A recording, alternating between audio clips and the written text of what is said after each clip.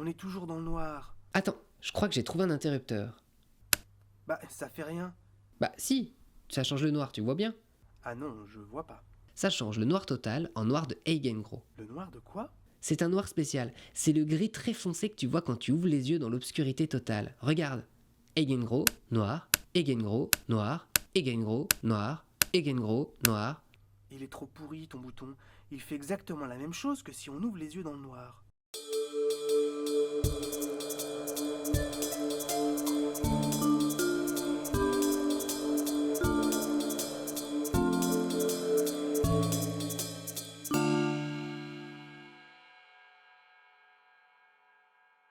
Je suis vivant. C'est peut-être ce que s'est dit Nicolas Alkemade le 23 mars 1944, après avoir survécu à 5600 mètres de chute libre sans parachute. Nick, de son petit nom, est sergent mitrailleur dans la Royal Air Force pendant la Seconde Guerre mondiale. En gros, c'est lui qui s'occupe de la mitraillette dans la queue de l'appareil. Lors du retour d'une mission, son avion se fait toucher par un chasseur allemand de la Luftwaffe. Les dégâts subis sont très importants et leur bombardier prend feu de toutes parts.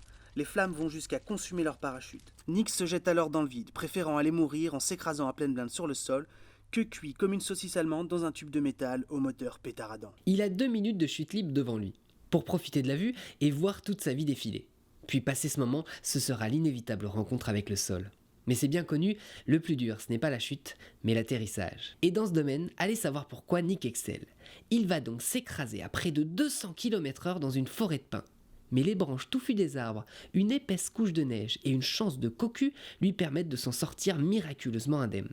Hormis une petite entorse, il n'a rien.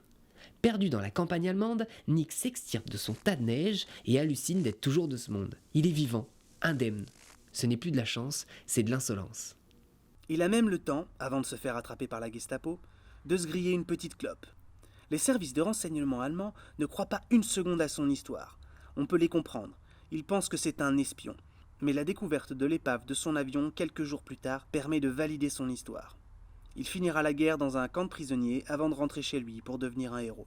Survivre à une chute de 5 km de haut, sérieux? Moi je dis chapeau. L'artiste n'est pas toujours celui que l'on pense. Passons du coq à l'annolo, aussi connu sous le nom de Joachim Raphaël Boronalli. Étrange nom pour un âne qui plus est un peintre. Reprenons depuis le début. Nous sommes en 1910, quand le journaliste et écrivain Roland Dorgelès décide de jouer un vilain tour aux critiques d'art de l'époque. Pour se payer leur tête, il emprunte l'âne Lolo au tenancier du Lapin Agile, un cabaret de Montmartre. Dorgelès accroche donc un pinceau à la queue de Lolo, met un tableau derrière l'âne et plonge le pinceau dans la peinture. De temps en temps, il donne à Lolo des carottes. L'âne en raffole. Il prend tellement son pied, ou plutôt son sabot, à s'engouinfrer qu'il remue la queue frénétiquement, étalant ainsi de la peinture partout sur la toile. De temps en temps, on change la couleur du pinceau et la position du tableau, histoire de ne pas avoir une grosse tache au même endroit, et un artiste est né. Voici donc le tableau produit par Lolo, auquel on donne le nom prétentieux de El Soleil s'endormit sur l'Adriatique. Une fois le travail fini, Roland fait exposer la peinture sous le faux nom de Joachim Raphaël Boronelli. Et l'on se bouscule pour découvrir ce jeune peintre italien dont personne n'a jamais entendu parler. Dans le public, certains disent que c'est une croûte, mais d'autres se montrent très enthousiastes. Dorgelès, qui a gagné son pari, finit par révéler son canular. Et pour le prouver, dévoile une photo où il pose fièrement avec ses potes masqués, en train de trinquer devant le bourricot, le ventre rempli de carottes et le pinceau toujours à la queue. Suite à cette histoire, la toile sera tout de même vendue pour l'équivalent de 3500 € à un type qui a apprécié la démarche. Bon joueur, Dorgelès reverse la somme à l'orphelinat des arts. Passons maintenant de l'âne au coq, ou plutôt au poulet, qui parfois sont utilisés pour tester la résistance des réacteurs et autres pare-brises d'avions. Dans les années 1960, les constructeurs en aéronautique ont mis au point des canons à poulet. Ça peut nous paraître stupide comme ça, mais en fait, les réacteurs d'avion doivent pouvoir encaisser le choc s'ils se prennent un oiseau en pleine tronche. Les pauvres volailles, dans leurs canons, sont là pour s'assurer personnellement que c'est bien le cas. Congelées ou à température ambiante, elles vont se faire propulser à près de 600 km/h sur les carlingues des avions, et ce pour votre plus grande sécurité. Alors, on se sent coupable? On dit merci qui? Poulet dans l'aéronautique, vraiment un métier à vous donner. Le cafard se met à courir sans le savoir. On en a tous fait l'expérience. Écraser un cafard demande dextérité, agilité, vitesse, sang-froid, et puis aussi accessoirement une bonne grosse savate. Et même quand toutes ces conditions sont réunies, c'est pas gagné. Il y a 2 raisons à cela. La première, un cafard peut en vitesse de pointe sprinter jusqu'à près de 1 mètre par seconde. Rapporté à sa taille, cela revient à courir le 100 mètres en 2 secondes 5.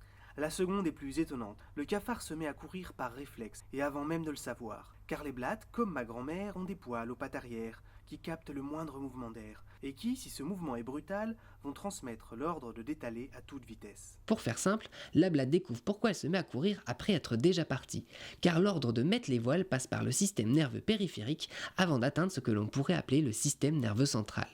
Et la blatte gagne ainsi un temps considérable. L'ordre atteignant les pattes avant l'équivalent de cerveau chez ces insectes, la blatte est en quelque sorte coupable de faux départ. Si les blattes faisaient de l'athlétisme, elles seraient constamment disqualifiées, car l'on considère que si l'athlète commence à sortir des starting blocks lors du premier dixième de seconde qui suit le coup de feu, il est en tort, car son cerveau ne pourrait avoir eu le temps d'entendre le son, puis d'envoyer aux muscles l'ordre de se mettre à courir.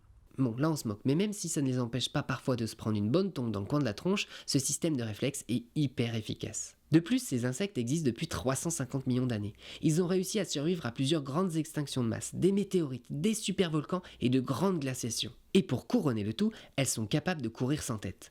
Dans le genre coriace, ces bestioles peuvent aussi rester plus d'1 mois sans bouffer et en cas d'extrême nécessité sont capables de se nourrir exclusivement de la colle à l'arrière des timbres-poste. Pour finir, je ne résiste pas au plaisir un peu malsain, je le concède, de partager avec vous cette bonne blague à blatte.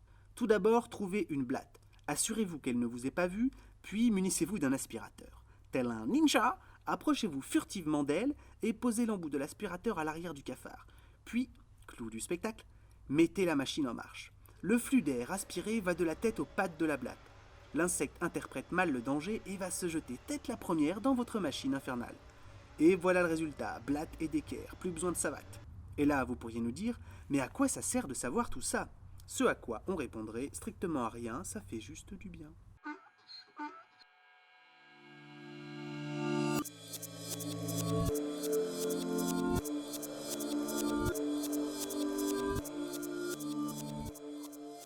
Et il vient d'où ton noir de Ngengwo ?